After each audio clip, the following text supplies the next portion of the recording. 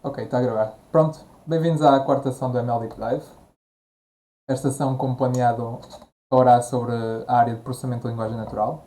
Na semana anterior, na quinta-feira, vimos como é que funcionavam as redes neuronais e eu avisei que eram aplicadas a muitos tipos de dados complexos. Na altura falámos de imagens e hoje vamos falar do outro tipo de dados complexos que é normalmente associado a redes neuronais, que é processamento de linguagem natural.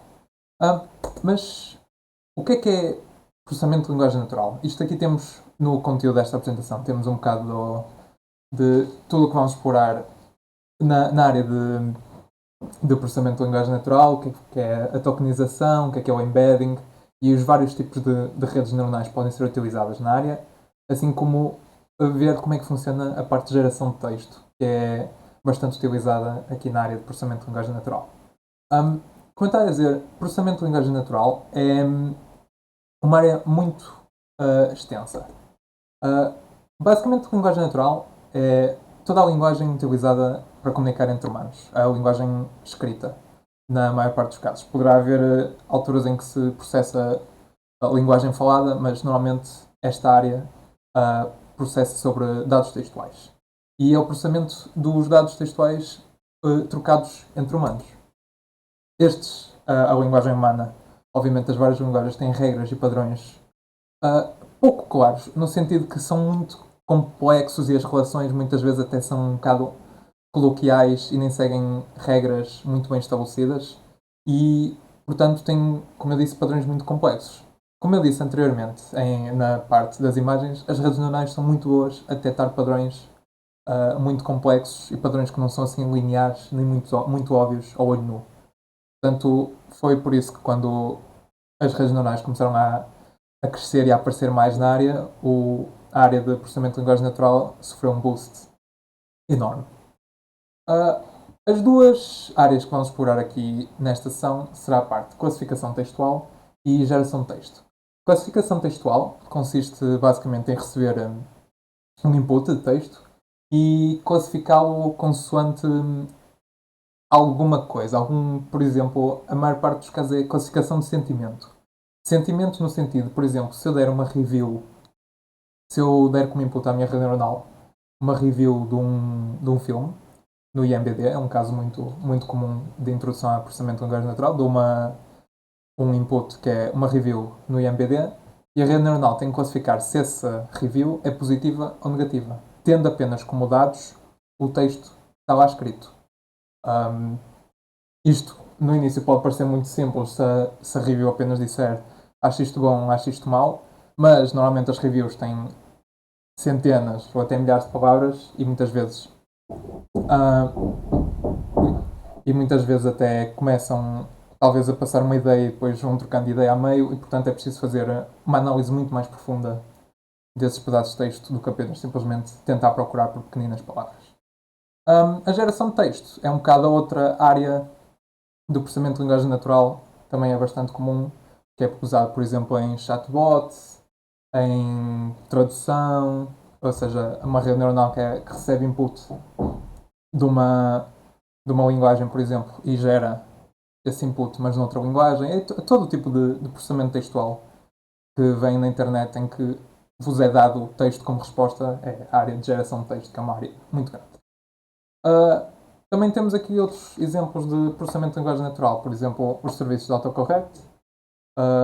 Aqui também tradução, como eu já tinha falado um bocadinho aqui na geração de texto, e também voice to text, que é assim, processamento de linguagem natural, já também misturado um bocadinho com geração, redes neuronais e modelos generativos, será o tema da última sessão. Pronto. A primeira coisa que eu tenho que falar, quando estou a falar de dados textuais, é que, como eu já disse, redes neuronais são modelos matemáticos e modelos matemáticos devem receber números e não outras coisas abstratas, como é o caso de texto, que na verdade é uma coisa completamente abstrata. Portanto, sempre que estamos a falar de processamento de linguagem natural e texto, tem que haver tokenização. Tokenização é um processo muito simples, em que se pega em todos os dados que recebemos, não é? Olha-se para cada palavrinha no texto e para cada palavra única atribui-se-lhe um número. Temos aqui um exemplo muito simples em que o nosso texto inteiro são estas três palavras, não é?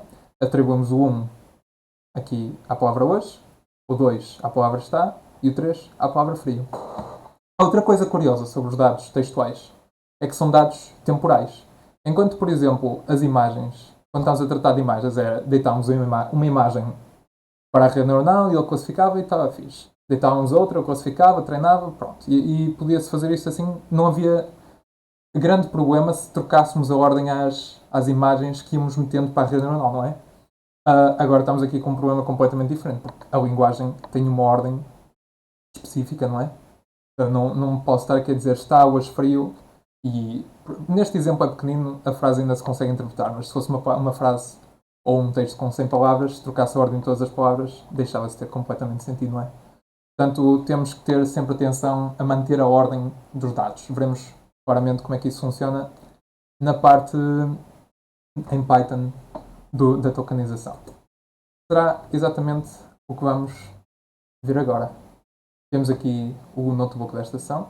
Vamos falar assim um bocadinho muito pequenino sobre como é que se faz tokenização de texto em TensorFlow, em Keras e em Python. Portanto, estou só aqui a ligar o meu notebook. Para um segundo que eu ligo. Ok. A primeira coisa que eu faço é fazer import das bibliotecas que vamos utilizar, TensorFlow, Keras, e o Keras, felizmente, tem nas subbibliotecas de pré-processamento, já traz o tokenizer, que é exatamente o que vai fazer a tokenização do nosso texto, e o pet sequences, que já vamos ver o que é que faz a seguir. Pronto. Eu tenho aqui 4 frases, muito simples. Muitas delas até têm algumas palavras em comum. Já vamos ver que vai servir para nós demonstrarmos que o nosso tokenizer efetivamente atribuiu um número a cada palavra. E se eu encontrar a mesma palavra 2 vezes, vai dar o mesmo número, não é? E instancio aqui o meu tokenizer, não é?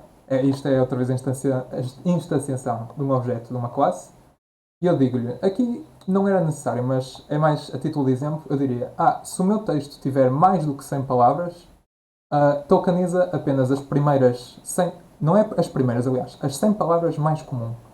E se por acaso te aparecer alguma imagem, alguma palavra que tu nunca tenhas visto antes, ou que passe aqui das 100, ou seja, imagina que o tokenizer já está treinado e eu agora dou outra frase fora dos meus dados em que o tokenizer foi treinado e lhe digo, olha, agora tokeniza-me essa string. E a frase era, por exemplo, já vamos ver eu ir para a frente, mas era uma I love my bird, por exemplo. Eu ia começar a tokenizar I love my, porque eram palavras que ele já tinha visto, mas ia chegar a bird e não ia saber o que meter lá, porque estava out of vocabulary. E é exatamente isto que eu meto aqui, digo, out of vocabulary token será óbvia. Isto é simplesmente uma marquinha que eu meto aqui para dizer, sempre que ele encontra uma imagem que nunca viu antes e que nunca foi treinado nela, coloca isto. Claro que não vai meter mesmo o óbvia, esta string, porque nós queremos o tokenizer para transformar strings em números. Portanto, ele também vai atribuir um número ao óbvia, que normalmente acho que é sempre o 1. Portanto, mas a única coisa que fizemos aqui foi instanciar o tokenizer. Ainda não lhe passamos as nossas frases. Portanto, eu vou chamar o método FitOnText do nosso tokenizer. E ao correr este método, ele vai efetivamente ensinar ao tokenizer como é que se transforma cada uma destas strings e cada uma das palavras existentes nestas strings em números. Eu vou correr aqui só o exemplo para vos ir mostrando como é que isto vai funcionar. Vemos aqui já o exemplo de uma string tokenizada. Mas como é que se transforma essa string, não é? A primeira coisa que eu posso fazer, quando o meu tokenizer já foi adaptado a este texto, atenção que o texto não foi transformado, simplesmente o tokenizer adaptou-se ao texto. A primeira coisa que eu lhe posso pedir é para me devolver o parâmetro wordIndex, que é simplesmente um dict em que ele me dá cada palavra que encontrou na parte de treino e lhe diz que número é que atribuiu. Vemos aqui, como eu disse, o out of vocabulary token fica 1, my fica 2, love fica 3 e pronto, temos aqui o dicionário inteiro. E agora a única coisa que falta é chamar o método text-to-sequences, em que o que é que ele vai fazer? Vai pegar nestas strings todas e vai-lhes aplicar a tal transformação de texto para número que ele acabou de calcular com o método FitOnText. E devolve-me, obviamente, as sequências já processadas. E é isso que acontece aqui. Eu faço print sequences, ele transforma as frases em números. Se virmos aqui ao dicionário, vai tudo corresponder direito, não é? Temos aqui o I, que é o 5, primeira palavra da primeira frase. I, 3, love, love, e pronto, vai funcionar aqui tudo direitinho. Porém, como eu disse, pode acontecer casos em que há out of vocabulary, que é quando eu apoio com o meu tokenizer a dados, texto, fora do que ele treinou, não é? Que é o que vamos fazer aqui. Eu vou já mostrar. Aliás, onde é que está? Vamos encontrar. Eu sei que ele está por aqui alguns.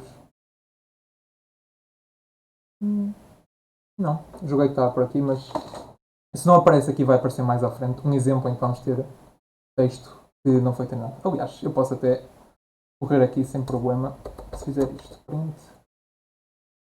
Organizer. Text. Sequences. Se fizer, por exemplo, this is a dog. Se eu correr esta frase, deixa ver o que é que ele se queixa. Pois, eu não gosto muito porque isto não está lá muito ao jeito dele. Não é? Pois. Eu julgo. Pois, claro que não está a direito. Uma falha minha. Pronto, convém, a palavra this e a palavra a não existiam aqui, portanto ele não as vai conseguir transformar. Ele desconheceu-as e, portanto, aplicou-lhes o Out of Vocabulary Token, a this e a. A palavra is já existe aqui no dicionário 10 e dog já existe no dicionário como 4, portanto ele consegue transformá-las para texto, para número tudo direitinho. A última coisa interessante na tokenização é o padding, que é uma forma de conseguirmos ter todas as frases do nosso dataset do mesmo comprimento, porque queremos isso para as nossas redes neuronais, não é?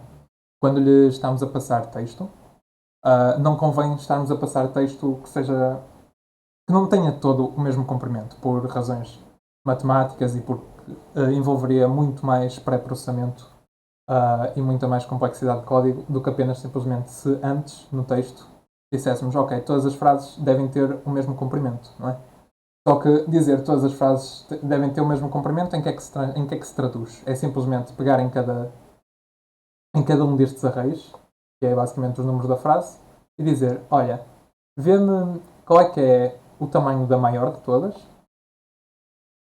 e todas que não forem desse tamanho, adiciona-lhes zeros, à frente ou atrás.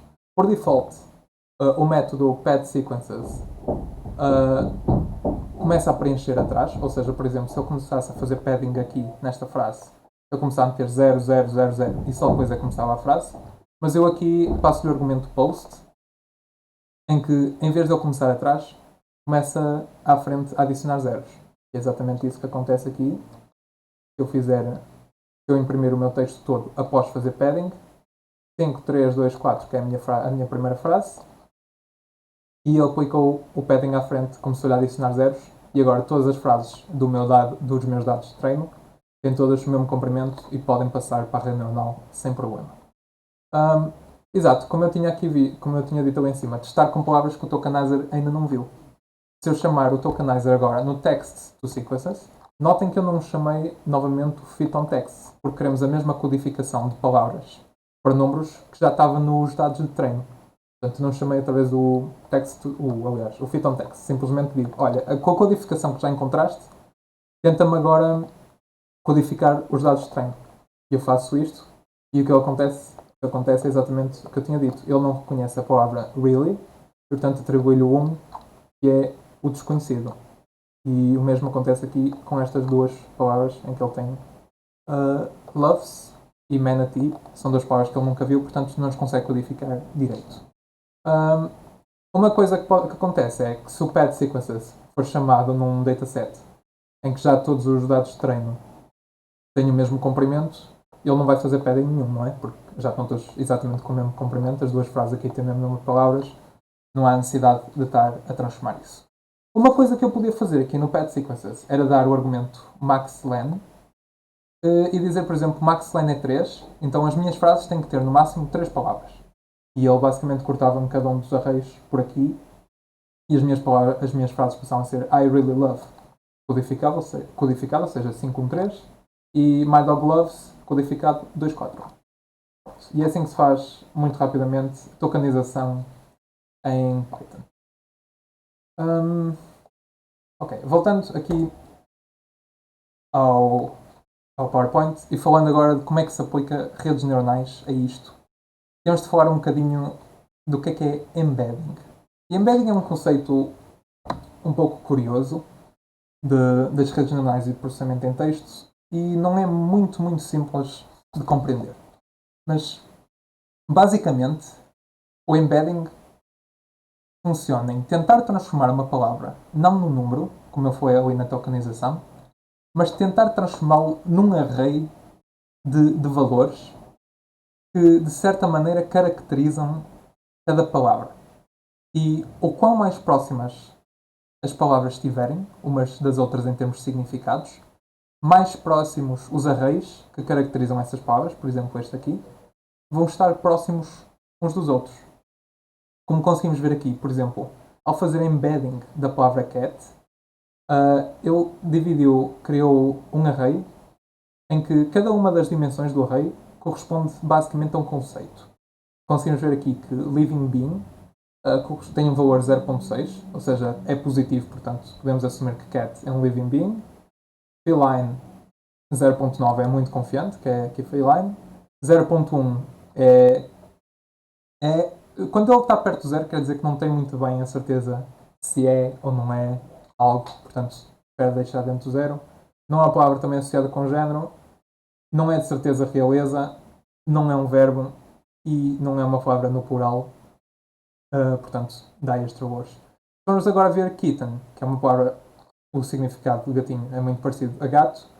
Vemos também que os seus arrays são muito próximos de si, não é? 0.6, 0.5, 9, 8, todos estes valores estão bastante próximos de si. Já quando temos cão, alguns dos valores estão perto de si, por exemplo, living being o valor continua a ser perto, mas por exemplo, felino está completamente invertido. Enquanto aqui tinha quase a certeza que era um felino, aqui está a afirmar que não lhe parece que seja felino. E a maior parte dos outros valores até estão próximos, porque também não são realeza, também não são plural e coisas desse género. Houses, que é completamente estrangeiro a qualquer um destes, tem valores muito diferentes em praticamente todos os campos. Simplesmente aqui no verb até é parecido porque também não é verbo.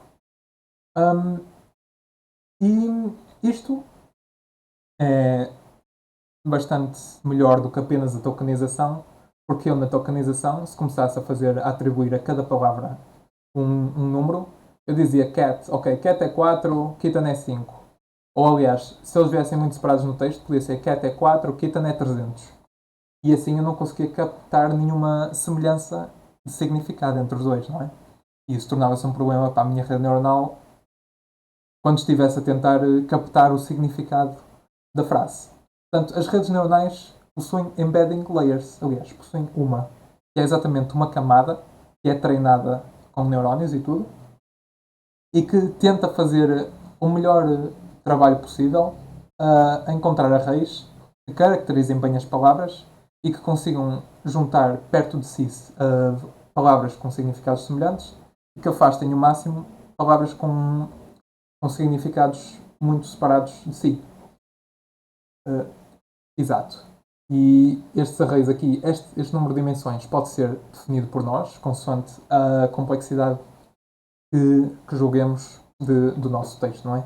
Estes valores aqui, que vemos aqui em cima, não são valores pré-definidos. Isto é simplesmente uma interpretação possível dos dados, no sentido que, ok, eu acho que o primeiro valor no array é que significado de se ele é um elemento vivo ou não. No entanto, quando eu estou a treinar a minha rede neuronal, eu não lhe estou a dizer, olha, na primeira casa do array, mete o valor de ele é vivo ou não. Não, a rede neuronal vai estar a decidir isso por ela própria, está a decidir quais é que são os, os arrays e os aspectos da palavra que conseguem melhor modular o nosso problema, não é?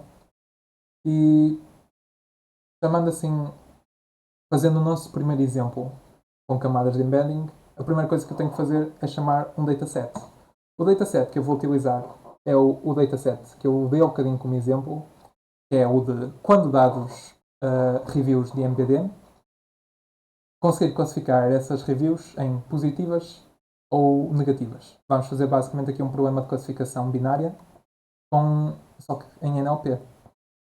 A primeira coisa que eu estou a fazer aqui é trazer uma biblioteca que não é o TensorFlow, é o TensorFlow Dataset, que traz datasets mais completos do que o TensorFlow e o Keras em si, mas que demora um bocadinho mais a fazer download, como conseguem ver aqui, mas que em dados, em problemas de processamento de texto, convém ser datasets maiores para as redes neuronais conseguirem mesmo aprender as coisas direito. Portanto, enquanto aguardamos aqui que ele complete fazer o download, posso já dizer aqui, ok, pronto, já acabou. Vemos aqui então que eu chamo o método load da biblioteca TensorFlow Dataset e digo traz-me as reviews do MBD, as supervise, que é para me trazer também as labels aqui dentro do MBD, e o with info, eu nem sei se uso este info para nada. Exato, eu nem uso este info, portanto podia ser completamente ignorado aqui. E portanto, o IMBD, o que me vai devolver é basicamente um tuplo, como aqui conseguem ver, ok, é um dict, mas podia ser visto também como um tuplo, em que traz, associado à chave treino, traz as imagens, aliás, os valores todos de treino, e associado a teste, traz os dados todos associados a teste. Não tem grande coisa que lhe diga. Se eu quisesse, exato, eu aqui vou ver o primeiro exemplo, o primeiro elemento contido no dataset de treino, que acabou aqui de ser separado através da chave, e dou aqui print, ele dá-me print e começa "This was an absolutely terrible movie", e a label diz-me que é 0, portanto eu consigo logo interpretar daqui que a label 0 vai corresponder a uma review negativa e a label 1 vai corresponder a uma review positiva. Pronto. Mas como viram aqui, eu tive que fazer um take e uma iteração no Python, assim separando os dados para conseguir separar o texto da label. Portanto, temos que fazer este processo para conseguir separar todos os dados de treino de todas as labels de treino e todos os dados de teste de todas as labels de teste. E é por isso que eu faço aqui estes dois loopzinhos curtos, em que vou iterar sobre o dataset de treino. E sei que por cada iteração do dataset de treino ele me devolve uma sentence e a label. Portanto, cria estes 4 arrays vazios e à medida que ele vai andando por isto, ele vai sempre fazendo append da sentence. Isto aqui é basicamente transformar-se num array NumPy, porque eu acho que ele não vem em NumPy e assim estou-me a assegurar que ele vem em NumPy. Exato, ele diz-me que vem em eager tensor, que é um tipo de dados específico do TensorFlow Dataset, e assim transforma logo para array NumPy. Estamos resolvidos. Labels a mesma coisa, vem em eager tensor e eu passo com um array NumPy e fica tudo jeitosito. Ou mesmo para o dataset de treino, de teste aliás, foi acedido aqui, guardado aqui. E eu imprimo, olha, dá-me as 5 primeiras frases do dataset de treino e dá-me as 5 primeiras labels do dataset aliás, sim, as primeiras 5 labels do dataset de treino. E as frases, conseguem ver aqui a primeira, aliás, a primeira review, não é a primeira frase só. Conseguem ver que vai até aqui e basicamente é ele a dizer muita coisa negativa e conseguem ver aqui que a review é negativa, mas se eu for aqui mais para o fim, já vemos aqui que esta é uma review positiva e, como vemos aqui na label correspondente, o 1 é uma label, a significar que ele é positivo. Pronto. Isto foi a separação dos dados de treino. Agora temos aqui que fazer na mesma a tokenização. Eu ao bocado estava a dizer que a tokenização não era suficiente, mas a tokenização tem que continuar a acontecer simplesmente porque as nossas redes neuronais têm que receber valores numéricos, não é? Portanto, eu não lhe posso, a embedding layer não vai funcionar unicamente a receber as palavras. Vai receber, na verdade, os tokens correspondentes a cada uma das palavras. Portanto, é o que eu faço aqui. Faço a mesma coisa que já vimos ao bocado. Só que desta vez digo-lhe que o nosso vocab size é muito maior. Digo que, olha, as 10.000 palavras mais frequentes que vires, tokenizas. O resto, metes o out of vocabulary token. E eu vou só correr isto porque é capaz de demorar um bocadinho e assim vou explicando. Pronto.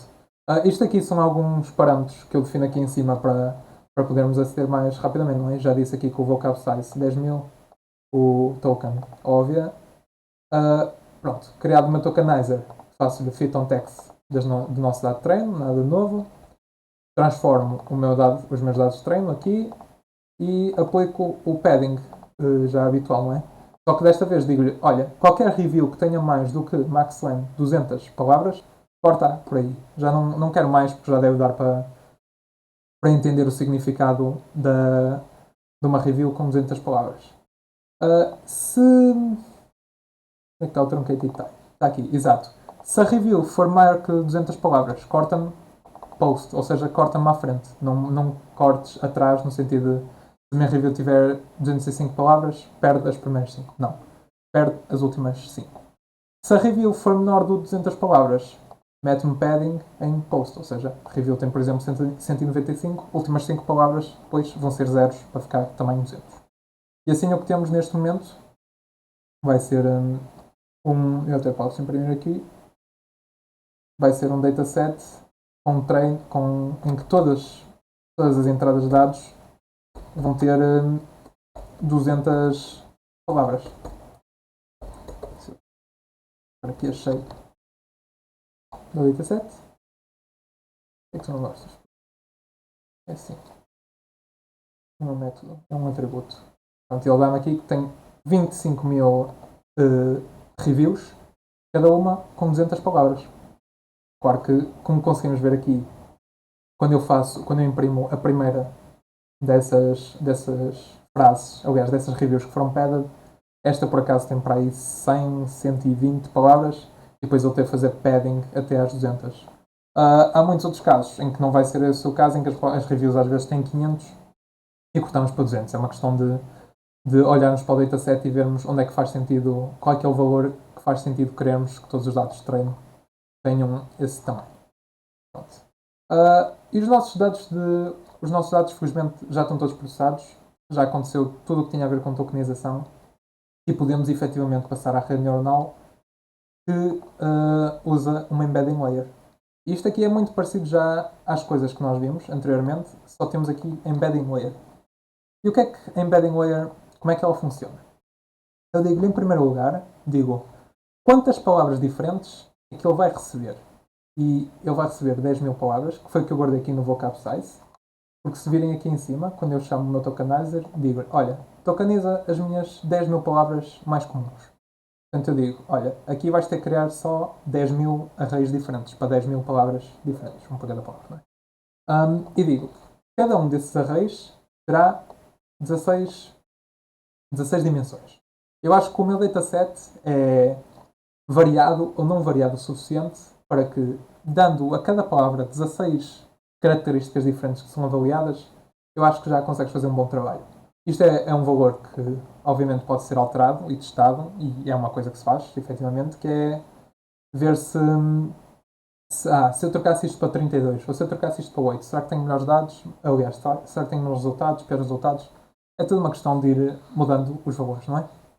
E digo-lhe que o comprimento de cada entrada no nosso dataset é max length, que é, como vimos aqui, 200.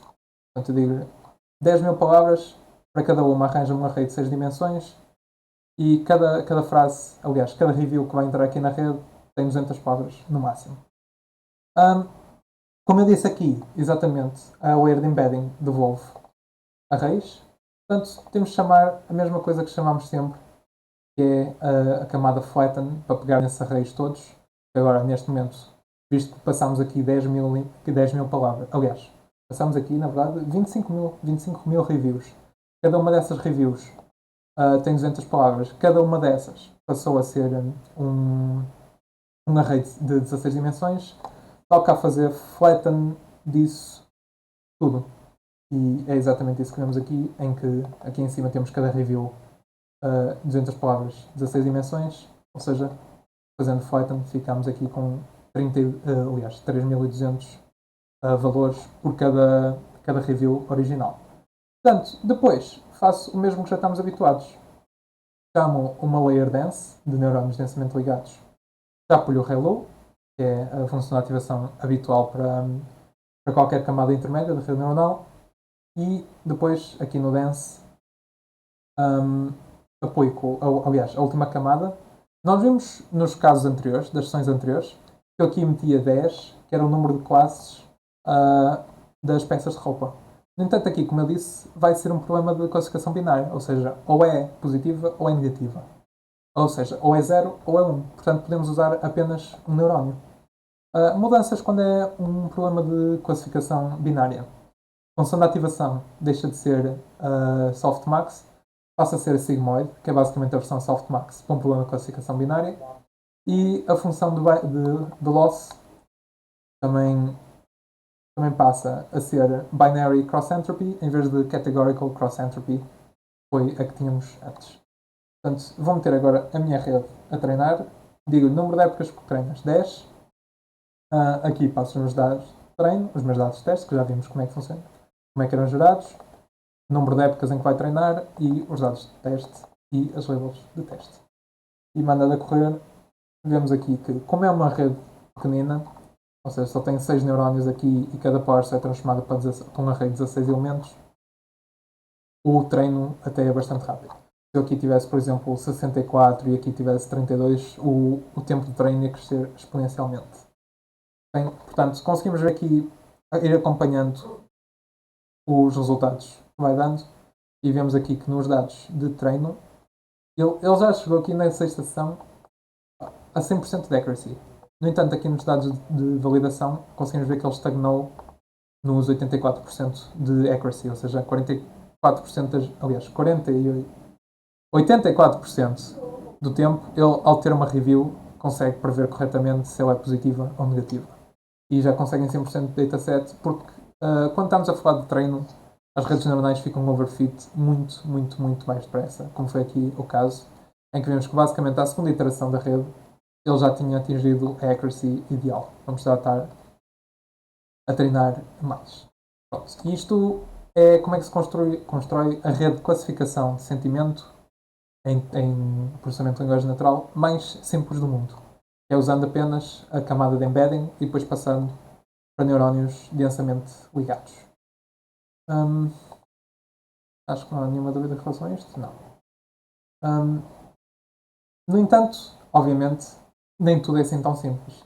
Não é simplesmente dizendo, olha, passa-me cada palavra para um array que a caracterize que os nossos problemas todos de processamento de linguagem natural estão resolvidos. Não é? Portanto, temos que falar do que é que são redes neuronais recorrentes. E eu no outro dia encontrei um muito bom exemplo de como é que uma rede neuronal recorrente, para que é que servia e como é que ela funcionava. E imaginemos que isto é uma imagem, é uma fotografia de uma bola de futebol. E eu pergunto-vos, em que sentido é que a bola de futebol está aí?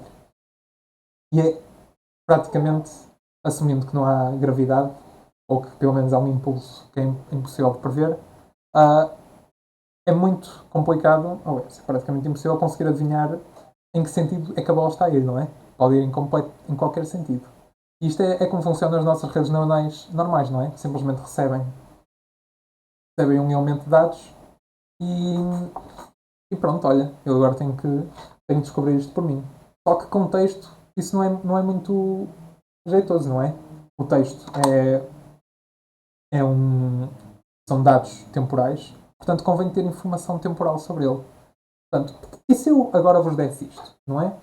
Eu dizia, consegui-vos dar os passos em que a bola esteve anteriormente, e agora se vos perguntar para onde é que a bola está a ir agora neste sentido, já se torna muito mais fácil prever que a bola está a ir neste sentido. E é exatamente nisso que as redes neuronais recorrentes se baseiam. O conceito aliás, a forma mais simples de explicar uma rede neuronal recorrente é uma rede em que cada neurónio, para além de dar um valor como output, ou passar um valor para a camada seguinte, passa o valor que acabou de dar como output para si também no momento em que entrar um novo dado. Ou seja, se isto fosse a minha frase, eu tenho frio, eu passava aqui a palavra eu e ele dava um output qualquer que eu não queria saber neste momento, que eu só quero saber o output final, não é? Mas passava-lhe para ele próprio também o valor que ele classificou quando recebeu a palavra eu. E agora dava-lhe a palavra tenho e ele recebia como input a palavra tenho e exatamente o que ele classificou quando viu a palavra eu. E vai dar outra vez um output. E esse output da palavra eu e tenho vai entrar agora como input novamente quando chegar a palavra frio. E quando chegar a palavra frio, se isto, por exemplo, for um problema de dizer esta frase é positiva ou negativa, ele vai receber como input a palavra frio e vai receber que as últimas duas palavras é eu tenho. E tendo isso em contexto, fica muito mais fácil saber se a frase é positiva ou negativa, não é? Se eu tivesse dito se eu tivesse dado apenas a palavra frio e dissesse, olha, esta frase é positiva, tem sentimento positivo ou sentimento negativo. Era muito difícil estar a prever, não é? Mas se eu dissesse, olha, chegou a palavra frio e anteriormente chegou a palavra eu e a palavra tenho, já é muito mais simples conseguir classificar a frase, porque já tenho o contexto de, ok, ele está a sentir frio, ele, o sujeito, portanto, ok, isto em princípio é uma frase negativa. E é exatamente isto que é o que se chama memória a curto prazo, que é exatamente em frases, em contextos relativamente pequenos, ele vai conseguindo receber informação dos outputs anteriores e dando como input sempre para conseguir continuar a ter contexto da frase. Outra maneira de ver a rede neuronal, uma rede neuronal recorrente, em vez deste gifzinho assim em que está sempre a entrar, é simplesmente se virmos isto por etapa de tempo, em que aqui estou a passar a frase, a palavra eu, e a palavra tenho, e aqui a palavra frio, e aqui pode ser, por exemplo, o nome de alguém assim, só para a frase ter 5 valores, não é? E conseguimos ver aqui que na primeira iteração passa a palavra eu, e o valor calculado sai como output, e passa para a etapa temporal a seguir, em que chega a palavra tenho, e ele já recebeu ele recebe também como input o output do neurónio no momento do texto anterior. Isto vai-se assim desdobrar, é exatamente isso até que se chama unrolling de uma rede neuronal recorrente no tempo, é exatamente o mesmo neurónio, só que desenrolado aqui no texto para conseguir ver melhor como é que isto funciona.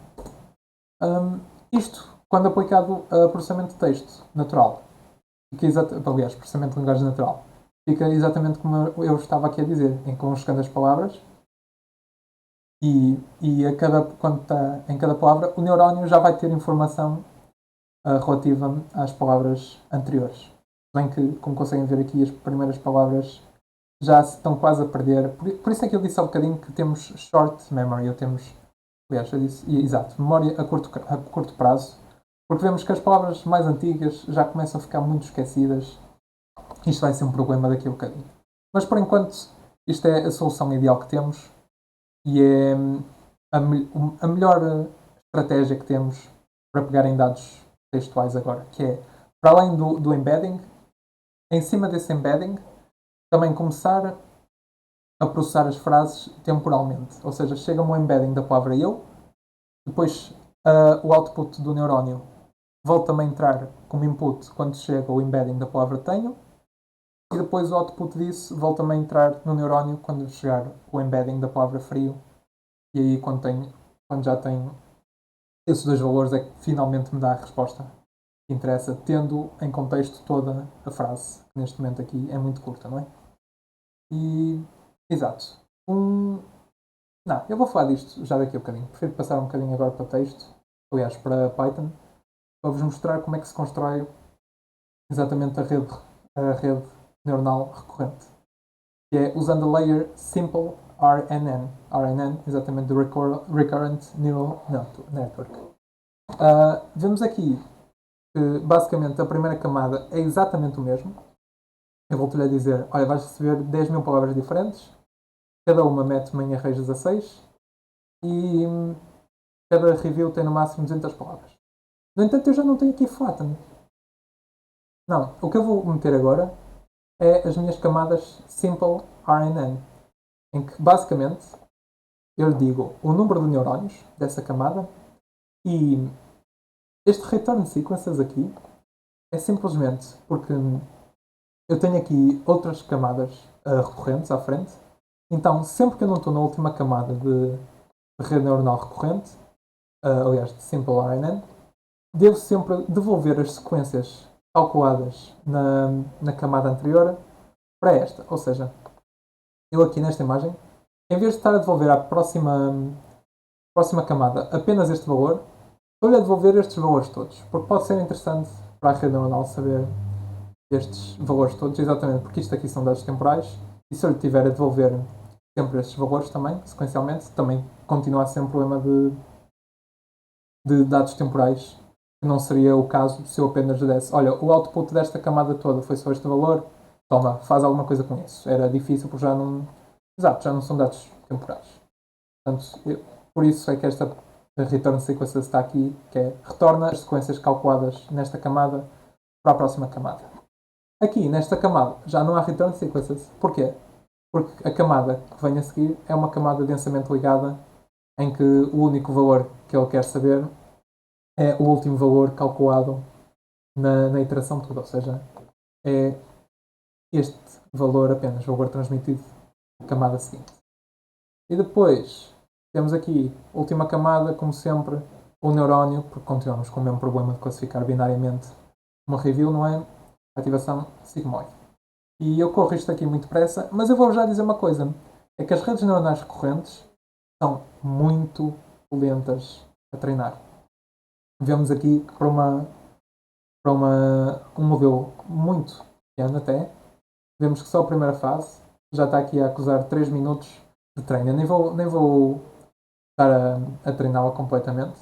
Depois abrirem isto em casa, podem metê-la a treinar e ver que efetivamente a accuracy vai aumentar, não é?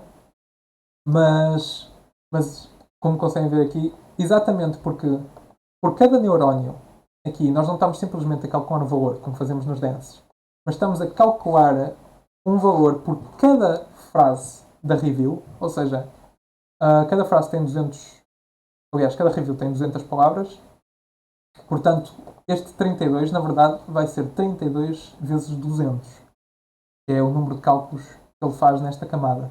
E depois isso aqui, todo o output disso passa para esta camada aqui ainda, ou seja, é 16 vezes 32 vezes 200, vezes, claro, o número de reviews no nosso dataset, que são 25 mil. Portanto, os cálculos passam a ser muitos mesmo. Por isso é que aqui o treino acusa ser bastante mais lento. 3 minutos. E isto é dos melhores casos, os 3 minutos, porque quando começam a ser ainda mais dados textuais e modelos maiores, a coisa começa a ficar muito, muito, muito mais lenta.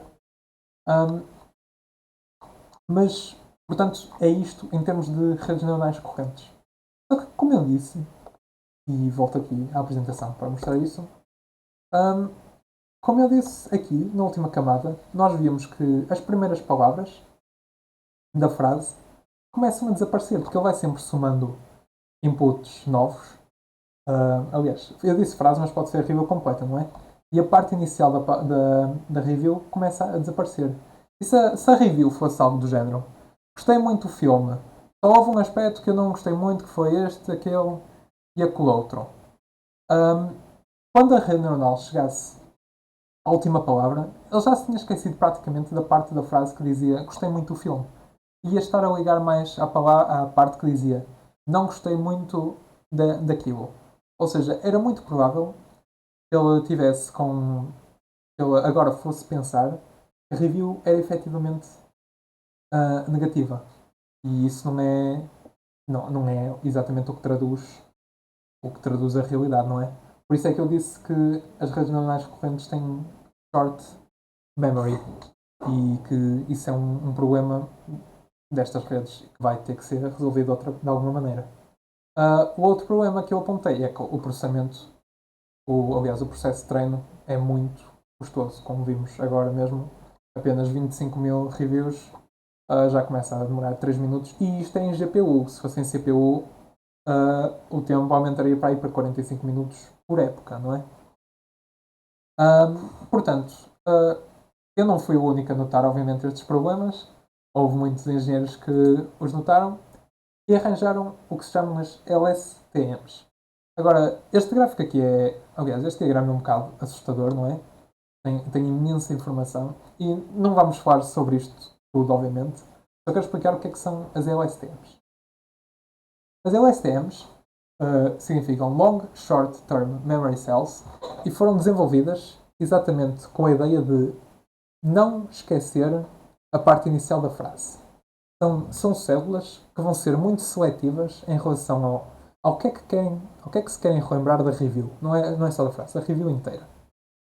Para isso, elas vão ter um mecanismo de sempre que recebem novo input, dizem hum, o que eu tenho para trás, será que vale a pena esquecer consoante este novo input? Ou será que quero continuar a manter a informação do novo input, aliás, dos inputs antigos, e dar pouca importância a esta? E, e isso é feito aqui, uh, chamando. A célula divide-se em três áreas de cálculos diferentes, que é o forget gate, o input gate e o output gate. Não vale a pena estar aqui a ver como é que elas funcionam, não é? Mas é simplesmente cada parte desta célula uh, calcula uma coisa diferente, não é? O forget gate calcula que parte da informação, aliás, decide que informação deve ser mantida ou esquecida do anterior cell state. O cell state é, enquanto aqui, quando isto aqui, aliás aqui, é o hidden state, que é o output que ela deu e que volta a entrar, as células LSTM, para além de terem esse hidden state, que vem aqui que sai como output e sai aqui também para a próxima célula, tem também uma segunda variável que entra sempre e sai, que chama o cell state. Isto é uma forma de funcionamento das LSTMs para conseguirem manter mais informação sobre o início da frase e se estiverem interessados em ver como é que isso funciona, fiquem à vontade para explorarem, para lerem depois mais em casa, não é? E depois temos estes dois gates, que é o input gate, que atualiza o cell state, que é a tal variável que eu disse que ajuda a lembrar-se de partes anteriores da frase, e o output gate, que decide o novo output da célula, que tanto sai para as camadas seguintes, como também volta a entrar aqui nesta zona da célula. Como vemos aqui, o hidden state sai aqui, entra aqui, o cell state sai aqui em cima e volta aqui a entrar. E claro, entra o input a cada passo temporal. Isto passando em Keras. É muito simples. É simplesmente chamar a layer LSTM. E é essa basicamente a única diferença em relação à layer simple RNN. Chama aqui a LSTM e tudo está igual. Return sequences continua em 32, porque isto basicamente continua a funcionar da mesma forma que funcionam as RNNs simples, de recebe um input, passa a si próprio, neste caso passa dois inputs, o hidden state e o cell state, não é? Mas e sai algum valor para fora e continua sempre isso ao longo do nosso dataset todo. Ou seja, aqui vai continuar a ser 32 vezes 200 vezes 16 das 16 dimensões de cada entrada, aliás, de cada palavra, de cada review. Se eu correr isto, vemos que o tempo de treino vai reduzir um pouco assim que eu começar a treinar, não é? Vemos que efetivamente conseguimos reduzir bastante o treino, porque são mais otimizadas as LSTMs para funcionar nas GPUs e no do TensorFlow do que estão otimizadas as Simple RNNs, porque as Simple RNNs praticamente não são usadas. Este problema de se esquecer de partes anteriores da frase é muito grave e é muito persistente quando estamos a tratar de dados, de, aliás, sequências de texto muito maiores do que apenas umas frases pequenas.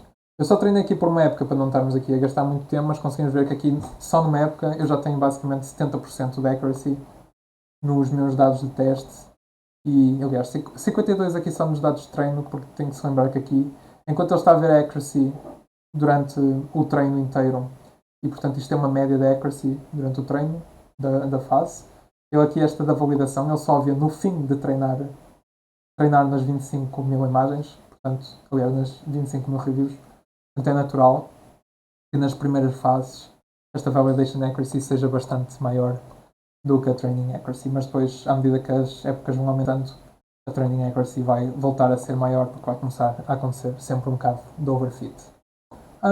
As LSTMs normais funcionam apenas num sentido, não é?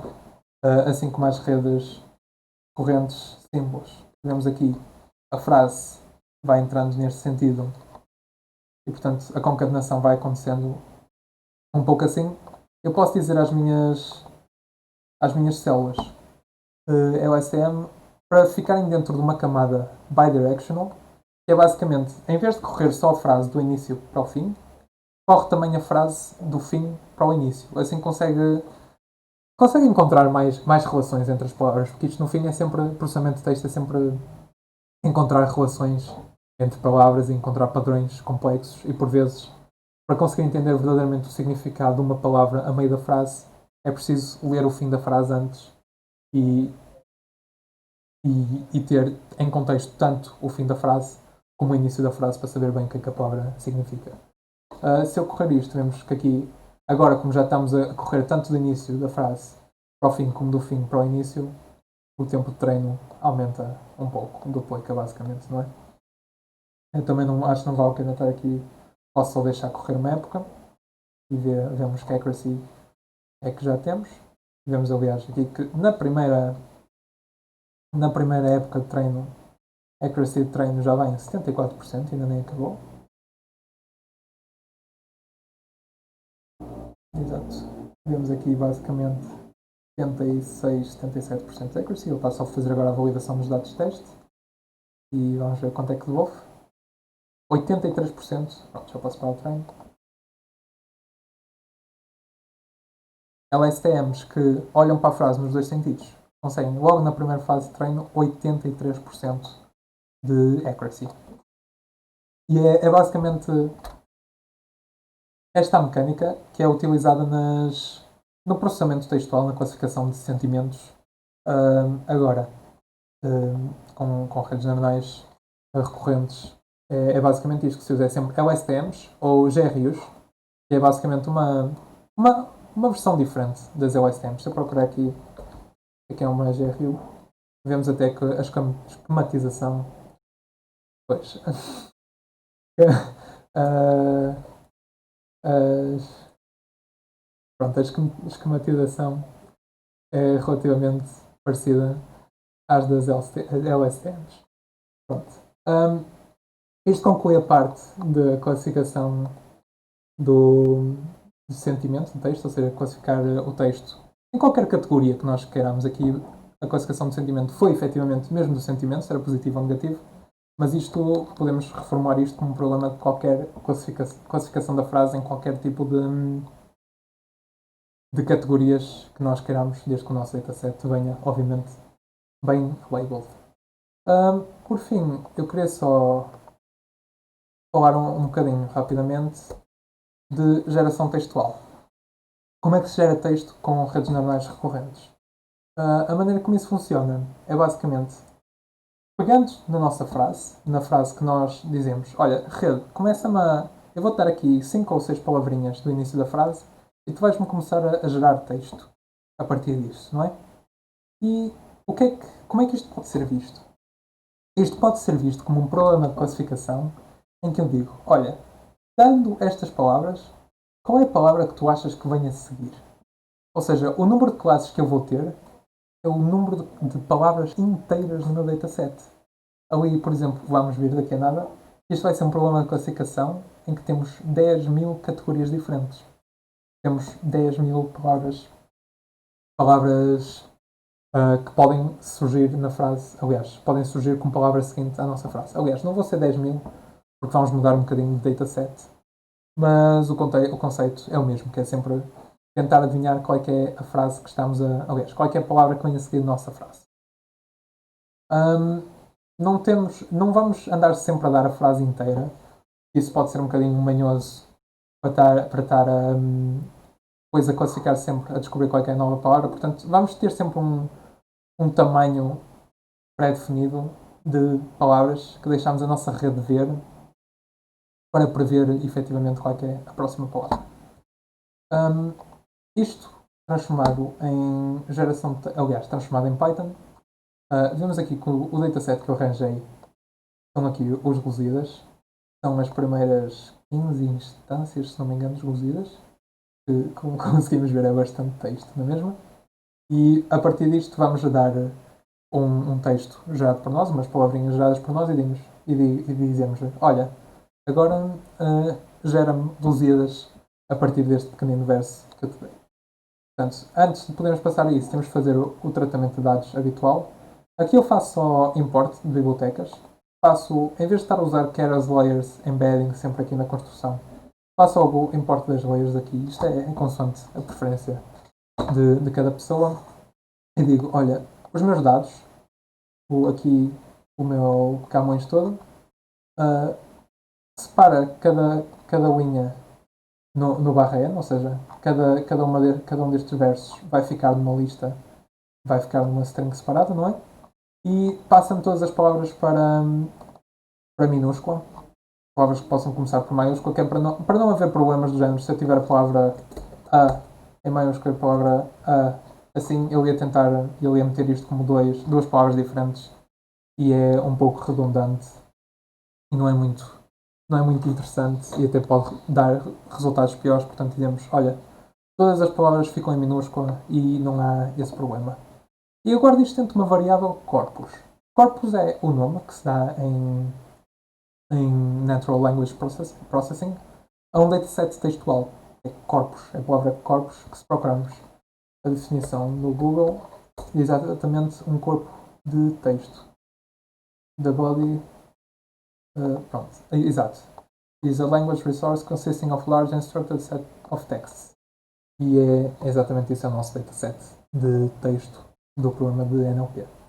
Próxima coisa que eu faço, é muito simples, chamo o meu tokenizer Python text, agora já não digo, olha, quero um limite de palavras, não é? Olha, tokeniza-me todas as palavras, não tenho aqui problemas de memória, só quero 10.000 palavras ou só quero Y palavras. E digo-lhe, pronto, olha, dá fit nestas palavras e eu até lhe peço, olha, qual é que é o dicionário e vejo qual é que é o comprimento do dicionário, que é para saber qual é que é o número total de palavras únicas que existem aqui nas primeiras 15 instâncias. Primeiras 15 ou 17, julgo eu. Instâncias dos Lusíadas. Ele diz-me, olha, há 1397 palavras únicas neste teu corpus, neste teu dataset.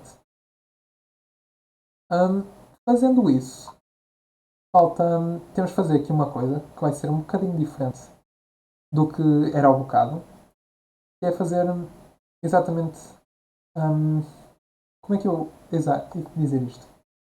Vou dizer, tendo uma frase que é constituída, por exemplo, por 5 palavras, vamos imaginar que são estas, quero que ele me devolva, por cada frase, devolva basicamente uma lista da construção sucessiva da frase. Ou seja, começar a devolver algo assim até chegar, obviamente, a 1, 2, 3, 4, 5, até chegar à frase completa. É basicamente, pega-me na frase e vai construindo e vai envolvendo sublistas da frase a crescer continuamente. Isto vai dar jeito depois para terminarmos a nossa rede neuronal daqui a nada. Já vamos ver porquê. Portanto, eu vou a cada linha do meu dataset, aliás, cada verso, neste caso, eu chamo o text to sequences nessa linha, passo a minha linha como dentro de um array, porque o text to sequences pede um array de strings, portanto, por isso é que tenho que fazer isto, e também devolvo um array de listas para fora, mas como eu sei que só lhe passei uma linha, também só sei como este array de listas só vai ter uma lista, portanto, por isso é que lhe serve aqui com o índice 0. E por cada token,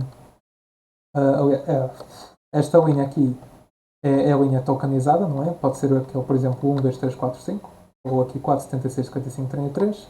E agora vou iterar sobre o comprimento dessa linha tokenizada, que é isto range 1 até o comprimento da linha. E por cada i, ou seja, 1, 2, 3, aliás, 0, 1, 2, 3, porque temos de lembrar que o nosso range. Aliás, 1, 2 e 3, porque temos de lembrar que o nosso range nunca vai até o último. Eu digo-lhe, olha, guarda-me aqui nesta variável ngram sequence o comprimento da lista até i mais 1. Ou seja, vendo aqui, vemos que na primeira iteração ele vai guardar no ngram sequences apenas o 4. Porque vai fazer 0 mais 1 e portanto vai dar isso, não é? Na segunda iteração vai fazer 1 mais 1 e vai-me conseguir aceder estes dois elementos. 2 mais 1 vai a ser estes 3 elementos e daí em diante. E até aconteceu um pequeno lapso, devia ser assim e depois algo assim, exatamente. Pronto. E vou sempre colocando cada uma destas sequências, vou colocá-las sempre aqui neste array que inicialmente está vazio, que é a transformação, um array que vai guardar todos os resultados de todas as linhas tokenizadas e aplicadas aqui esta separação. Se eu fizer, por exemplo, agora print do input sequence, se eu fizer print disto, não sei se correu, se ela correu. Pronto. Vemos que, aliás, eu disse aqui que começava com 1, mas o que eu queria dizer é que isto começava por 2. Pois eu estava a parecer que algo estava aqui estranho, mas é exatamente isto aqui que queremos. Portanto, ele começa-me com as primeiras 2 palavras da primeira frase, as 3 primeiras palavras da primeira frase, 4 primeiras, 5 primeiras, e sabemos que isto vai até 200. Portanto, não vale a pena estar aqui a seguir, mas se quiséssemos. Aliás, não vai até 200 porque estamos a tratar dos versos Camões agora e não do dataset das reviews, mas continua, vai crescendo aos pedacinhos. Vemos aqui por acaso que este verso tem 1, 2, 3, 4, 5, 6 palavras. O verso seguinte já poderá ter mais ou menos. É variável, ainda não aplicamos o pad sequences, nem julgo que vamos. Exato, vamos aplicá-lo aqui, daqui a nada. Então, tivemos aqui que este array agora o que tem é todas as frases do texto, todos os versos, em que cada verso foi transformado numa lista de tokens que vão crescendo sequencialmente até completarem o verso. Adiciono o padding simples. Eu aqui, quero saber qual é o comprimento do maior verso de todos. Faço aqui esta coisa um bocadinho manhosa à primeira vista, que é itero sobre as minhas sequências todas e construo uma lista com o comprimento de cada uma delas. E depois simplesmente digo, olha, dá-me o max desta lista, ou seja, dá-me o max da lista de comprimentos de cada uma das sequências existentes nesta lista. É o mesmo dizer, olha, devolve-me o comprimento do maior verso.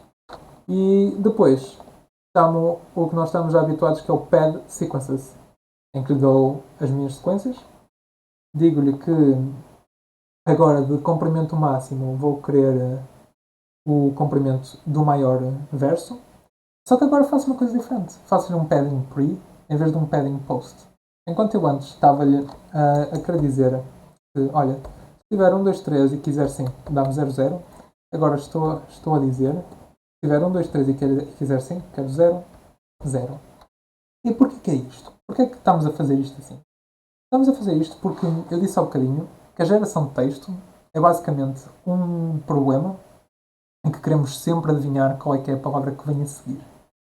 Portanto, para fazermos isso, temos que olhar para a última palavra da frase como a label. A olhar para a última palavra de cada uma destas sequências como a label que ele pretende adivinhar. E, portanto, para encontrar qual é que é a última frase, a última palavra da sequência, se os nossos arrays estiverem embedded, pre, é sempre ir só ao último índice da lista. Se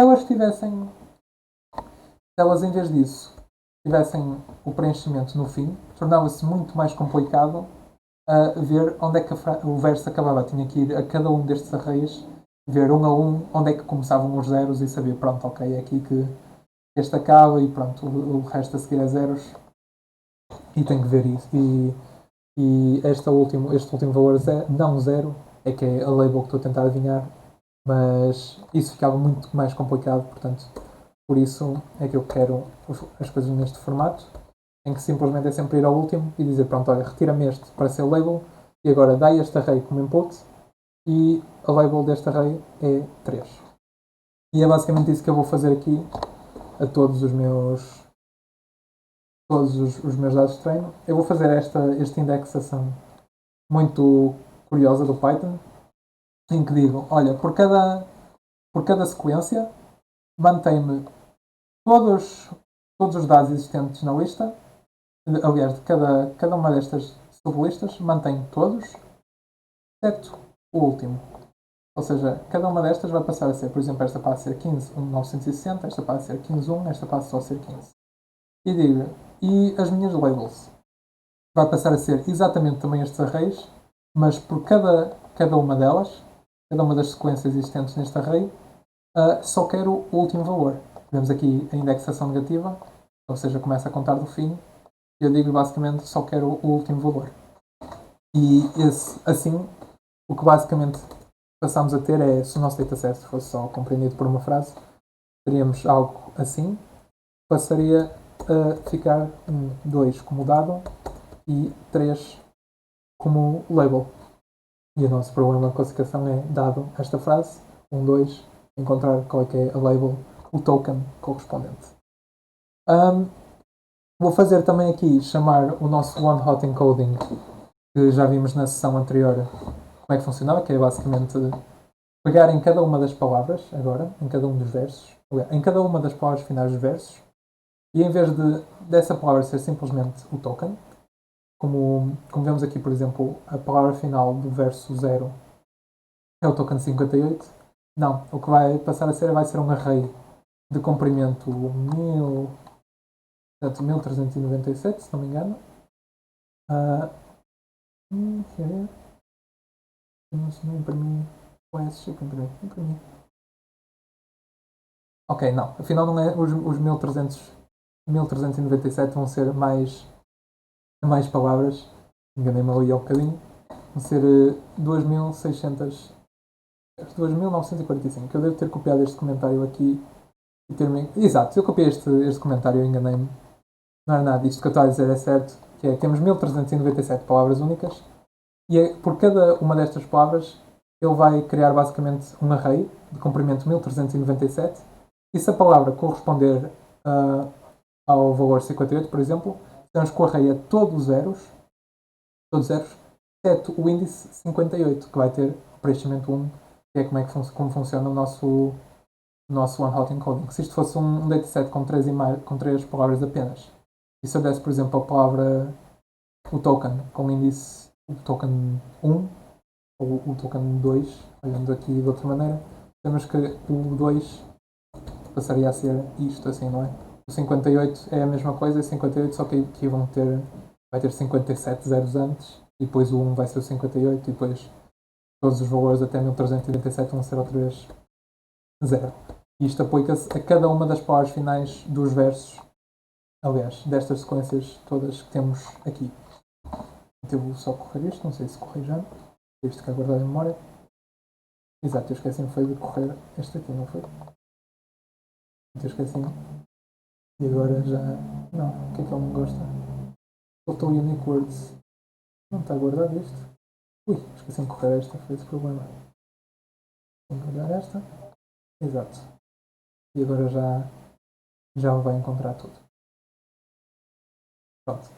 Já temos o nosso dataset, felizmente, totalmente processado. Já temos o nosso problema modelado como texto. Aliás, modelado num conceito de machine learning em que é dada uma lista de palavras, tenta-me sempre adivinhar qual é a palavra que vem a seguir. Fizemos isso como? Fizemos pegando em cada verso e criando pequeninas sequências com cada verso. Criando, por exemplo, este verso passa a ser as palavras, depois uma lista a seguir, as palavras sulfúrias, e outra lista, as palavras sulfúrias estão, e o objetivo é sempre que ele recebe este array, tentar classificar qual é a palavra que vem a seguir. É basicamente para a rede começar.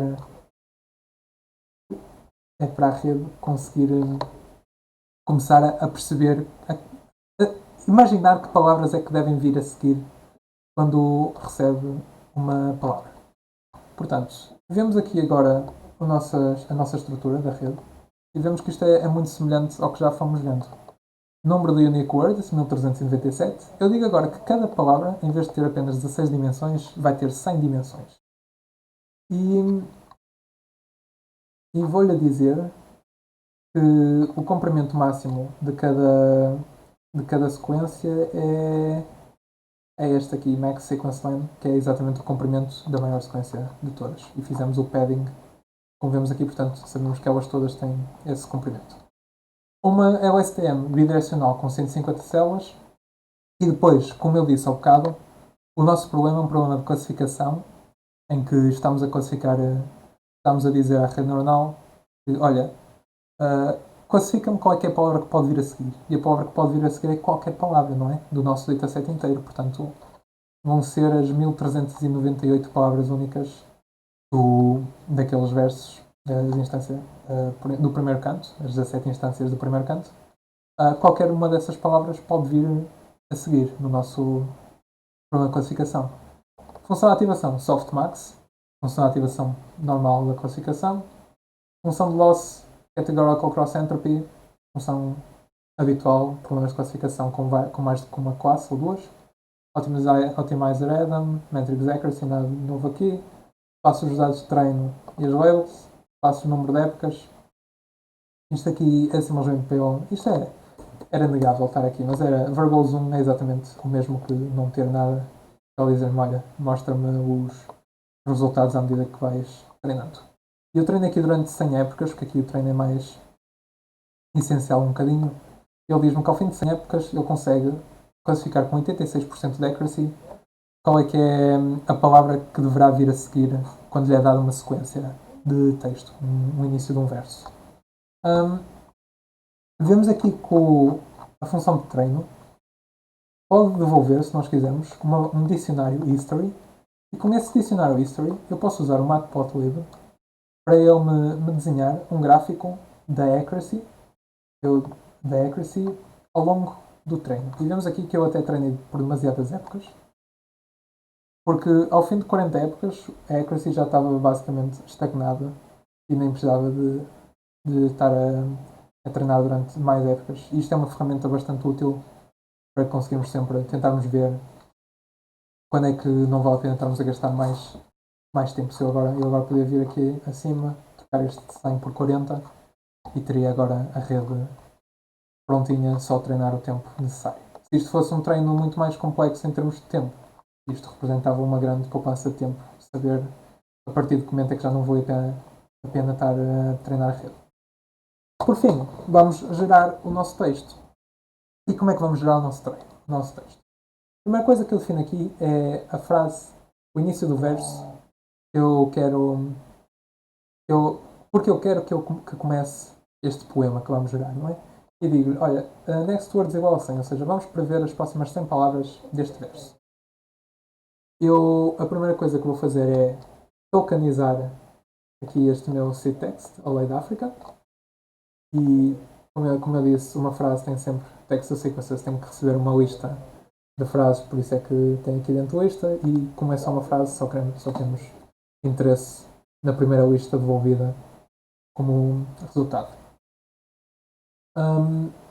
Vemos aqui, só por curiosidade, vemos aqui o resultado do tokenizer quando foi passado no nosso dataset inteiro, que é uma coisa enorme, não é? Mas, por exemplo, para vermos que isto funciona bem, sabemos que a primeira palavra no nosso verso é a. Estamos aqui ao índice 5. Aliás, se formos aqui à chave A, vemos que o valor é 5, portanto, está a funcionar bem este processamento, esta transformação do verso em números. Pronto. O verso está tokenizado. O que é que vamos fazer a seguir? O que vamos fazer a seguir é basicamente pegar neste verso e passá-lo à rede e dizer, olha, qual é que é a palavra que achas que vem a seguir? E vamos appender o valor da palavra que ele disse que vinha a seguir. Vamos adicioná-lo aqui à string. E vamos fazer isso novamente. Vamos dizer, olha, e agora este verso que foi gerado vai ser a lei da África mais a palavra que ele gerou na primeira iteração. Que palavra é que achas que vem a seguir a isto? E assim, e assim, e assim durante 100 vezes.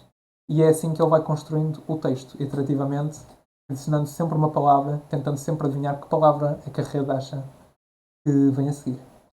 E é isso que está basicamente aqui a acontecer, que é, eu faço uma iteração até 100,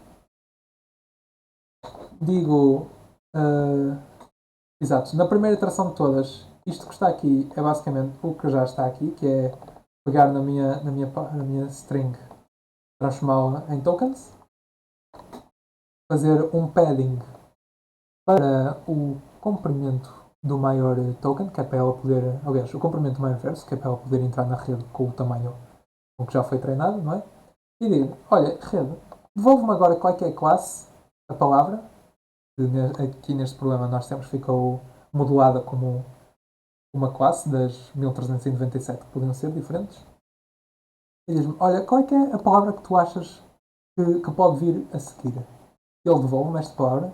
Neste momento, esta palavra é um número, não é? Porque é basicamente o número, o valor do tokenizado da palavra que ele acha que vem a seguir. Portanto, o que é que eu vou fazer aqui? Muito simples. Declaro output word com uma palavra vazia, por enquanto. E agora vou iterar o meu dicionário todo de tokenização, este aqui.